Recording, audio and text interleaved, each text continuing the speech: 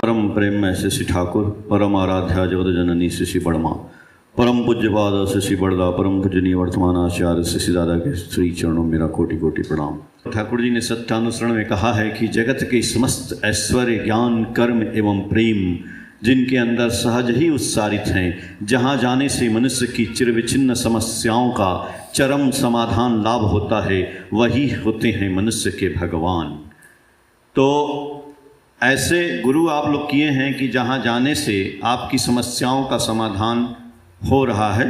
और गुरु जी के जो वंशज हैं आचार्य, उनमें हम लोग उनको देखते हैं, क्योंकि हमारे गुरु जी की वाणी है, ठाकुर जी की वाणी है कि इष्ट गुरु पुरुषोत्तम, प्रतीक गुरु वंशधर, रेत शरीर में सुप्त रह के जीवंत रहते निरंतर। ठाकुर जी बोले कि वो वंशधर में अपने जीवंत रहते हैं हमेशा। लेकिन ऐसी भी बात नहीं है, ये भी बोले हैं कि हमारे वंशधर में मैं भी सभी में नहीं रहूँगा, जो हमारी तरह से रहेगा, चार्ज रहेगा, जो हमको जानेगा, उसी में तो रहेंगे ठाकुर जी। तभी आज आचार्य देव में हैं, तो इसलिए हम अपनी समस्याओं का कोई भी समाधान उनसे जाके पा सकते हैं। और महात्मा कबीर ने इसीलिए कहा है कि ऐसे ही गुरु को अपने जीवन में बनाना चाहिए, गुरु ऐसे ही गुरु का संग करना चाहिए, ऐसे ही गुरु से आप जो है दीक्षा लीजिए। क्योंकि महात्मा कबीर एकदम सीधा बोलते थे, कोई तू तड़ाक नहीं। महात्मा कबीर ने कहा कि जे गुरु ते भ्रम ना मिटे, और भ्रांत न जिससे जाए, से गुरु झूठा जानिए त्यागत देर न लगाए। बोले जो गुरु आपके जीवन की भ्रम और भ्रांति दूर नहीं कर सकता है, ऐसे गुरु को तुरंत त्याग दीजिए। तो आज यदि आप बोलेंगे तो लोग कहते नहीं, हमने तो फलाने गुरु को पकड़ लिया, भले ही जेल में है, लेकिन हम गुरु त्याग नहीं कर सकते हैं, इसमें दोष लगेगा। अरे भाई, ठाकुर जी भी बोले हैं, दुनिया के मालिक पुरुषोत्तम, कि पुरुषोत्तम आते जिस क्षण सभी गुरु की होती सार्थता, उनको धरने से होती नहीं गुरु त्याग की छोड़े व्यथा। यदि आप दुनिया के सारे गुरु को पकड़ लें, लेकिन अंतिम गुरु होते हैं पुरुषोत्तम, यदि मिल गए तो गुरु त्याग नहीं होता है, बल्कि जिस गुरु को आप पकड़े थे उन्हीं के माध्यम से आप यहाँ पे आए हैं। जिस भगवान की पूजा करते हैं तो भगवान आपको कहीं तो उद्धार करेंगे, आपको भेजेंगे ना भाई। तो भेजते हैं कि जाओ इनके पास, इनकी शरण में जाओ। लेकिन बहुत से लोग इस बात को नहीं समझते हैं। ठाकुर जी के पास बहुत से लोग आते थे और ठाकुर जी से बोलते थे, ठाकुर जी बड़ा समस्या है। तो ठाकुर जी बोले कि वही बात, मेरुदंड ना था कले की हवे। बोले गुरु की दीक्षा ले लो। तो बोले गुरु दीक्षा तो हम लिए हैं ठाकुर जी। बोले किससे लिए हो, कौन से गुरु से लिए हो? बोले कुल गुरु से लिए हैं। गांव में कुल गुरु होते हैं, उन्हीं के कोई नहीं रहता है तो ठीक है, कुल गुरु अपना शादी वादी होना होता है तो अपना मंत्र देते हैं उस समय। देखिए, शादी करनी है तो दीक्षा लेना पड़ेगा, बच्चों की शादी करानी है, आप गुरुमुख नहीं है, शादी नहीं होगी। तो वो कुल गुरु आते हैं, आपको पहले गुरुमुख कराते हैं। वो बोलते हैं कि भैया ये मंत्र का जाप करना, वो जो भी है संस्कार वो करा देते हैं। तो संस्कार तो कराते ही हैं, तो संस्कार जब करना ही है तो बढ़िया तगड़ा संस्कार पकड़ लेना पहले से, कि फिर वो गुरु की बात न रह जाए। तो ठाकुर जी वही बोले कि कुल गुरु की दीक्षा लेने से तुम्हारा उद्धार नहीं होगा, बल्कि कुल गुरु सहित ही तुमको दीक्षा लेना पड़ेगा सदगुरु की। क्यों? बोले कि पहले तैरना सीख लो। नदी है तो नदी को तैर करके पार किया जा सकता है। नीचे क्रोकोडाइल है कि क्या है, कुछ भी है, गड्ढा है, लेकिन जो तैरना नहीं जानता है वो उसमें डूब जाएगा। कुछ मगरमच्छ खा जाएगा, कुछ जानवर पकड़ लेंगे, वो चल ही नहीं सकता है, उसी में बस वहीं रह जाएगा। तो उसका एक ही उपाय है कि हम तैरना सीख जाएं, और तैरना सीख जाएंगे तो नदी पार कर जाएंगे। तो बोला कि तैरना ठाकुर जी मतलब तैरेंगे, तैरना सीखें? बोले हाँ, तैरने का मतलब है गुरु जी की दीक्षा लेके जो बोला गया है उसको करिए अभ्यास, तो वही तैरना है। तो तैरना नदी कौन सी है? यही जीवन की नदी है। जीवन की नदी है नदी के नीचे आपत्ति है, विपत्ति है, गड्ढा है, क्रोकोडाइल है, मगरमच्छ है, मछली है, पता नहीं क्या क्या। तो ये दुनिया के भवसागर में, दुनिया की नदी में ये सब आते रहते हैं, बीच बीच में हमको अड़चन डालते हैं, शरीर को, मन को, परिवार से, दिमाग से, सब कुछ। तो इसको तैरना आ जाएगा तो पार हो जाएंगे। तो तैरना यानी गुरु में लगे रहो रे भाई, तेरा बनत बनत बन जाई। यानी तो महात्मा कबीर ने कहा कि उसके लिए आपको गुरु जी का प्रदत्त नाम जप करना पड़ेगा। कितना जप करना पड़ेगा? तो गुरु जी महात्मा कबीर बोले कि सांस सांस पे नाम ले, सांस व्यर्थ न होए, अन्ना जाने से सांस का आवन होए न होए। तो आप जब सांस खींचते हैं तो गुरु जी का नाम ऐसे आया। मान लीजिए हम राम की बात करते हैं तो राम राम राम राम राम, सांस जा रहा है तो राम राम राम राम राम राम। तो आपको गुरु जी ने नाम दिया है, तो आप सांस ले रहे हैं तो कितनी बार आपने नाम लिया, सांस छोड़ रहे हैं तो कितनी बार वो गया। तो इसकी प्रैक्टिस आपको हो जानी चाहिए। तो इसकी प्रैक्टिस के लिए 10 मिनट, 5 मिनट, आधा घंटा बैठने की बात है। और जब प्रैक्टिस हो जाएगा तो ना बैठिए, तो भी आपका होने लगेगा। चलते फिरते रात में आप बैठ करके नाम किए 2 मिनट, 5 मिनट, उसके बाद आप सो गए तो आपके सांस में वो आता रहेगा, जाता रहेगा, सांस में भी आता रहेगा, जाता रहेगा। तो ये अभ्यास हो जाएगा। और जब अभ्यास हो जाएगा तब तैरना आ रहा है धीरे धीरे, क्यों ये नाम ही हमको पार करेगा। नाम में ही ठाकुर जी विद्यमान है। बोले ना ठाकुर जी कि नाम में ही मैं विद्यमान हूं, और इस नाम में वही शक्ति की बात कर रहे हैं। ठाकुर जी है नहीं, तो इसीलिए तुलसीदास ने कहा है रामचरितमानस में कि कलयुग केवल नाम आधारा। और आज संजोग से थोड़ी हंसी की बात कर लें तो आधार कार्ड भी बन गया है उसमें नाम भी छप गया है, कलयुग केवल नाम आधार। हाँ तो कलयुग में आधार कार्ड भी बन गया है आपका। हाँ, तो गुरु जी का नाम का प्रैक्टिस, तो इसलिए ठाकुर जी बस नाम की बात ठाकुर जी बहुत की है। हम जहाँ देखते हैं वहाँ तो कह रहे हैं नाम करते करते करते करते आपके अंदर एक, जैसे लोहा के ऊपर आप कापर का तार चढ़ा दीजिए, उसके अंदर इलेक्ट्रिक प्रवाहित करिए तो लोहा जो है चुंबक हो जाएगा, मैग्नेट हो जाएगा।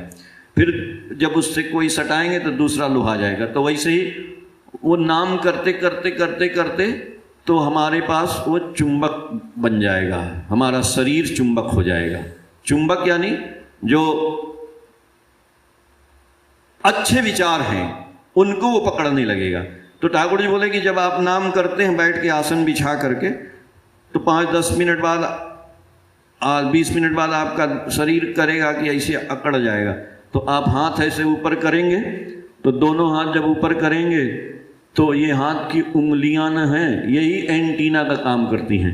तो बोले इन्हीं हाथ की उंगलियों में जो है अच्छे विचार तो हमारे इस वातावरण में तैर रहे हैं, और इन्हीं से जो है वो विचार आपके अंदर आ जाते हैं।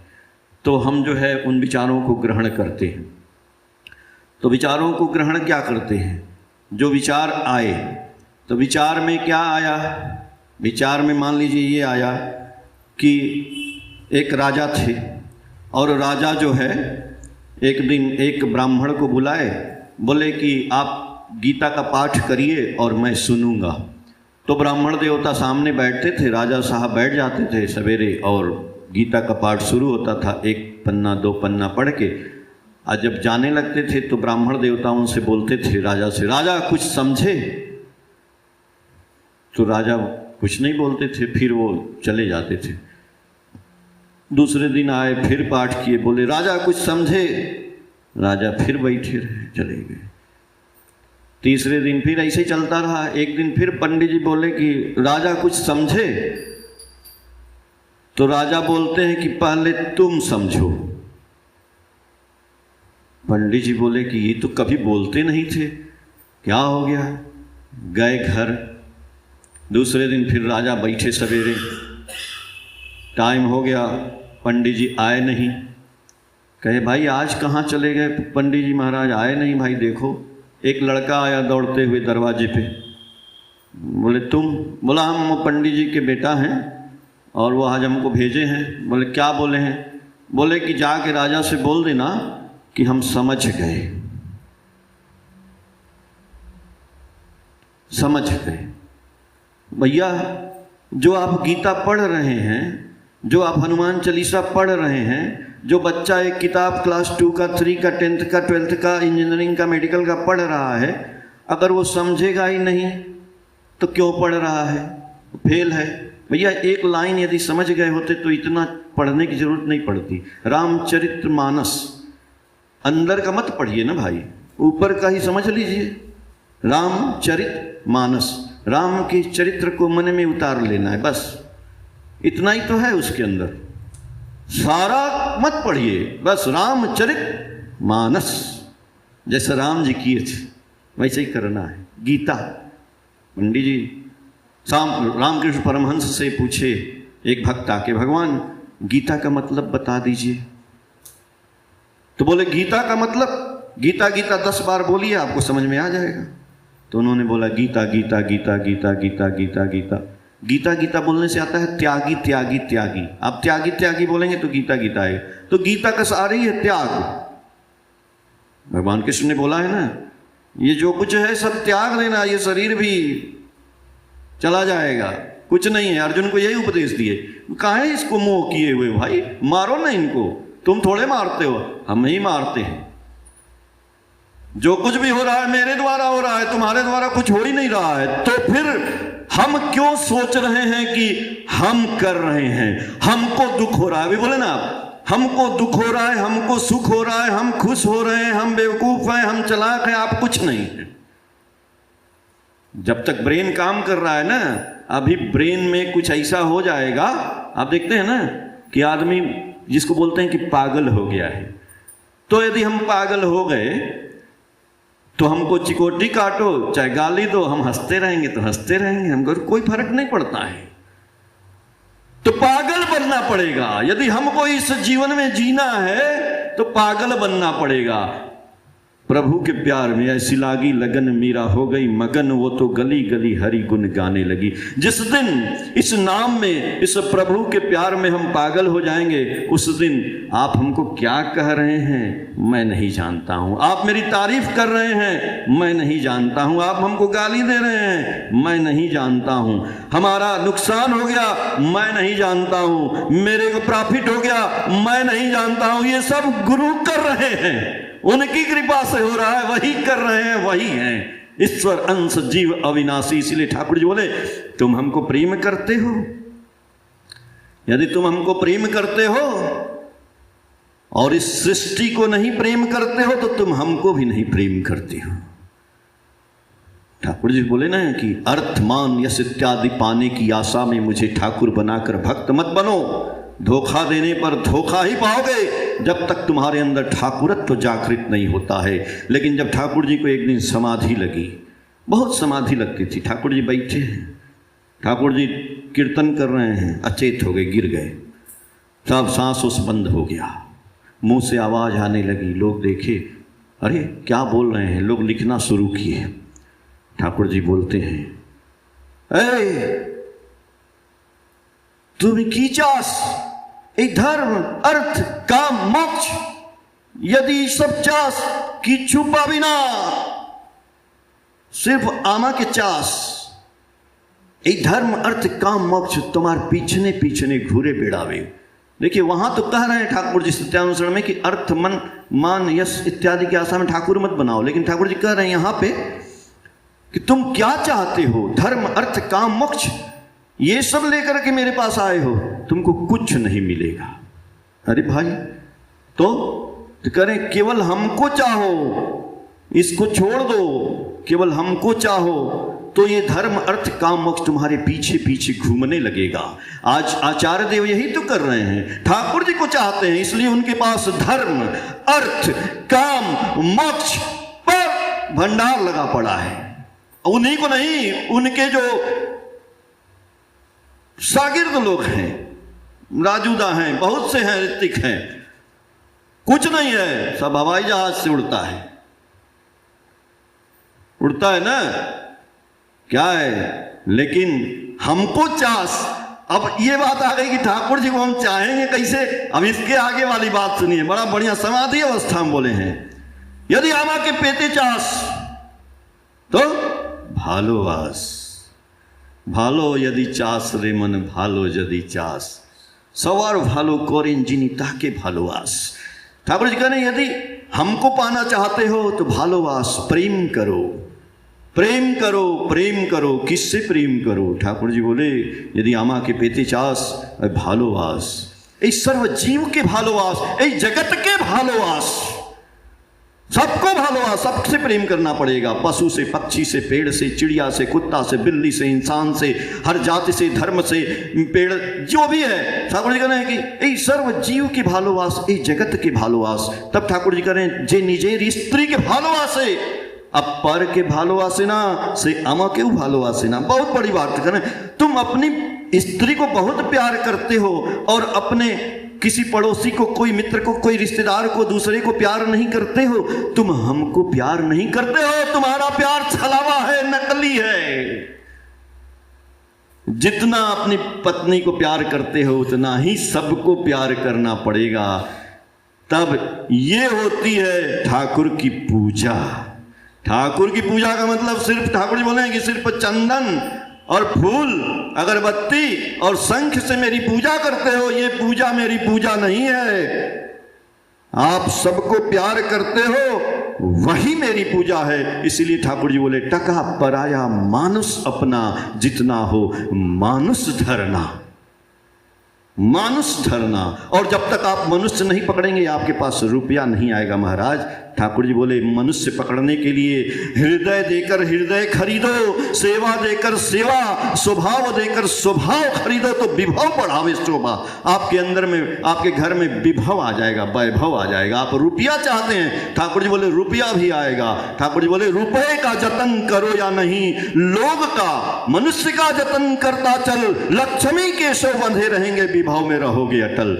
हम लोग रुपया नहीं है, पैसा नहीं है, कैसे आएगा? अरे रुपए के लिए तो ठाकुर जी कह रहे हैं कि मनुष्य कमाओ ना भाई, मनुष्य कमाओगे तो रुपया आएगा। ठाकुर जी के पास एक आए थे, वो फाइनेंस मिनिस्टर थे बंगाल के, आए और बोले ठाकुर आपके पास तो इतने भक्त हैं, तो आपके पास बहुत रुपया होगा, कितना रुपया है ठाकुर आपके पास? आज तो करोड़ों भक्त हैं, तो ठाकुर के समय लाखों भक्त थे, तो उस समय भी लाखों रुपया। तो वो चक्कर में थे कितना रुपया, आज ठाकुर जी से पूछ लेते हैं कि ठाकुर जी आपके पास कितना रुपया है। ठाकुर जी उनसे बोलते हैं हमारे पास लाखों मनुष्य हैं। बोले नहीं नहीं, मनुष्य नहीं पूछ रहे हैं, हम पूछ रहे हैं आपके पास रुपया कितना है। बोले नहीं नहीं, मेरे पास लाखों मनुष्य हैं। तो अपना बुद्धि लगाए, बोले ये बताएंगे नहीं, चलो इनसे आमदनी और खर्चा पूछ लेते हैं। तो बोले कि आपका, उसी से पता लगा लेंगे आपका आमदनी क्या है और आपका खर्चा क्या है। तो ठाकुर जी बोले प्रेम, प्रेम ही मेरा खर्चा है और मनुष्य मेरी आमदनी है। Love is my expenditure and man is my income. प्रेम हम खर्च करते हैं और मनुष्य कमाते हैं, तो वही मनुष्य रुपया देता है। तो खाली ठाकुर जी के संसार में नहीं ये लागू होता है, सबके संसार में। आप कोई बिजनेस कर रहे हैं तो वहाँ भी मनुष्य कमाए रहेंगे तभी होगा। आज ये व्हाट्सअप, फेसबुक सब चला रहे हैं हम लोग, उनके पास इतना पैसा है, जुगलबर्ग क्या नाम है उसके पास, अब सब आदमी चला रहा है, उसका इतना पैसा आता है, इतना पैसा आता है कि वो 80 दाने करता रहता है, इधर से आता है इधर जा रहा है। तो उसने क्या कमाया? मनुष्य कमा लिया ना, सारे मनुष्य को दे दिया, बांट दिया। फेसबुक आदमी परेशान है उसी में। तो कोई बिजनेस आप करेंगे तो मनुष्य कमाएंगे, तभी आपका दुकान भी चलेगा। बढ़िया से मुस्कुराएंगे, 4 आदमी से बात करेंगे तो 10 आपका बिजनेस बढ़ेगा। आप देखिए दुकान पे एक आदमी बैठा है, ऐसे मुंह बनाया है कि उसके पर अरे मुंह देख के लोग नहीं जाता है। तो आदमी कमाएंगे तो रुपया भी आएगा। मेन बात आदमी है, रुपया मत कमाइए, उससे 4 आना प्रॉफिट हो। कई आदमी को भैया तुम दाम का दामे ले जाओ, लेकिन कुछ दिन बाद वही आदमी दे के जाएगा। तो मनुष्य कमाना है, प्रेम करना है। ठीक है चाय पी लो यार, बड़े बड़े सेठ के पास आप जाएंगी ना, भले सोना गहना मत लीजिए, जाते ही आपको पेप्सी आ जाएगा, चाय आ जाएगा, आप मत लीजिए, लेकिन वो सेवा करता है। तो यही है, मनुष्य कमाने का धंधा। आपके घर में कोई जाता है, कोई, तो जितना हमसे हो सके, ठाकुर जी बोले कि सेवा करो, उधार भी दो, लेकिन अपने को उजाड़ के मत, अपना भी आप रखे रहो। इतना करो कि कर दिए तो कुछ ना हो। उधार भी ठाकुर जी बोले कि इतना उधार दो कि यदि वो ना दे तो भी तुम्हारा काम चल जाए। ये नहीं सारा उधार दे दिए और अपने अब घूम रहे हैं। तो इसीलिए ठाकुर जी बोले सरल बनो किंतु बेवकूफ मत बनो। जय गुरु।